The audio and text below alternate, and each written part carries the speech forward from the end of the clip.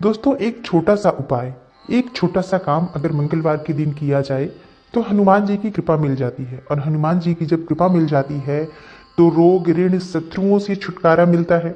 हनुमान जी की कृपा से धन की प्राप्ति होती है और अपार धन संपदा की प्राप्ति हो जाती है जब हनुमान जी की कृपा हमारे ऊपर हो जाती है। तो इसके लिए मंगलवार के दिन हमें कौन से उपाय करने चाहिए, कैसे हनुमान जी की हमें प्रार्थना करनी चाहिए जिससे कि हनुमान जी की कृपा हमें शीघ्र मिल जाए। वैसे भी हनुमान जी बहुत ही शीघ्र प्रसन्न हो जाते हैं। किसी छोटे से उपाय को करने से भी हनुमान जी प्रसन्न हो जाते हैं अगर हम उस उपाय को बहुत श्रद्धा भाव से, बहुत समर्पण भाव से, पूरे भक्ति से करें तो।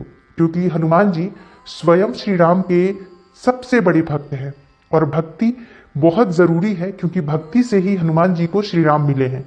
तो अगर हमें हनुमान जी चाहिए, हनुमान जी की कृपा चाहिए, तो पूर्ण भक्ति हमारे मन में होनी चाहिए, पूर्ण श्रद्धा हमारे मन में होनी चाहिए, तो हनुमान जी की कृपा हमें मिल जाती है। आज के दिन हमें कौन से उपाय करने चाहिए जिससे कि रोग ऋण से मुक्ति मिल जाए और अपार धन संपदा की प्राप्ति हमें हो जाए। तो बात करते हैं सबसे पहले उपाय के बारे में। जब हम मंगलवार के दिन प्रातःकाल उठते हैं, स्नान आदि से निवृत्त होकर हनुमान जी की पूजा करनी चाहिए, हनुमान जी की आराधना करनी चाहिए, हनुमान चालीसा का पाठ करना चाहिए। और मंगलवार के दिन सुबह स्नान करने के बाद और पूजा करने के बाद अगर हम रोटी गाय को देते हैं तो बहुत ही शुभ होता है, बहुत ही शुभ फल की हमें प्राप्ति होती है, माँ लक्ष्मी का वास होता है। लेकिन कैसी गाय को हमें रोटी देना है?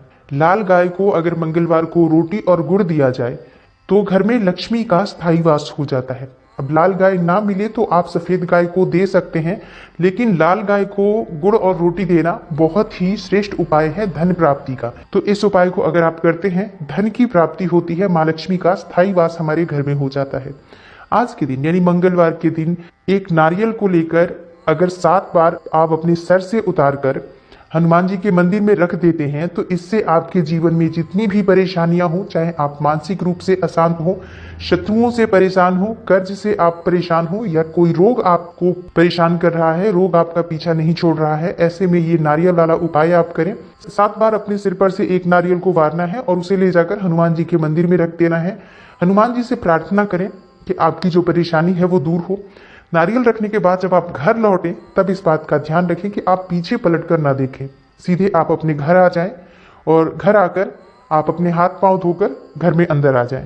ये बहुत ही श्रेष्ठ उपाय है किसी भी तरह की मनोकामना को पूर्ण करने के लिए, किसी भी तरह की समस्या से मुक्ति पाने के लिए। दोस्तों, मंगलवार का दिन जैसा कि हम सभी जानते हैं हनुमान जी को प्रिय है और हनुमान जी को ही समर्पित है, इसलिए आज के दिन हनुमान जी की हम पूजा आराधना करते हैं। तो जब हनुमान जी की पूजा करते हैं, हनुमान जी को हमें लाल वस्त्र अर्पित करना चाहिए हनुमान मंदिर में जाकर, और लाल फल अर्पित करें, लाल फूल और लाल रंग की ही मिठाई अगर आप भगवान हनुमान जी को अर्पित करते हैं तो इससे आपकी सभी मनोकामनाएं पूर्ण हो जाती हैं। हनुमान जी प्रसन्न होते हैं तो हमारे जीवन की सभी समस्याएं अपने आप ही समाप्त हो जाती हैं। मंगलवार के दिन किसी भी मंदिर में, चाहे वो हनुमान जी का मंदिर हो या भगवती दुर्गा का मंदिर हो, जिस भी मंदिर की आपको प्राप्ति हो जाए, आसानी से उपलब्ध हो जो मंदिर, अगर हनुमान जी का हो तो वहां भी चले जा सकते हैं आप, नहीं तो किसी देवी मंदिर में चले जाएं।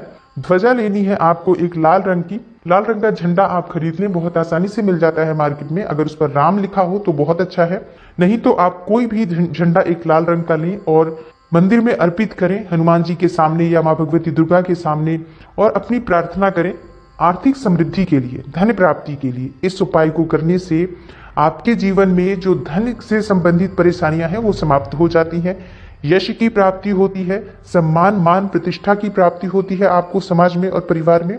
ये उपाय बहुत ही श्रेष्ठ उपाय है। अगर आप 7 मंगलवार लगातार कर देते हैं ये उपाय तो आपके जीवन से सभी प्रकार की परेशानियां दूर हो जाती हैं। दोस्तों, एक बरगद का पत्ता आपको लेना है। बरगद का पत्ता, वट वृक्ष जो होता है वहां से आप एक पत्ता लें। पत्ता साफ होना चाहिए, कहीं से टूटा नहीं होना चाहिए, बस इस बात का ध्यान रखें। उसे स्वच्छ जल से धोकर उस पत्ते के ऊपर आपको राम लिखना है, और राम लिखने के बाद उसे आप हनुमान जी के पास बैठकर आप हनुमान चालीसा का पाठ करें या श्री राम रक्षा स्तोत्र का पाठ कर लें, और इस पत्ते को आप अपने पर्स में रख लें। राम जो आप लिखेंगे वो रोली से लिख सकते हैं या आप लाल चंदन से लिख सकते हैं। थोड़ा सा गंगा जल मिला लें और रोली में, और अपनी अनामिका उंगली से आपको राम लिखना है।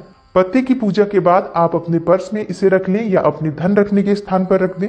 जहां पर भी, चाहे अपने व्यापार वाले स्थान पर रख दें, धन रखने के स्थान पर, या फिर आप अपने घर में जहां पर धन रखते हैं, जहां पर भी थोड़ा बहुत पैसा आप रखते हैं, वहां पर आप इसे रख दें।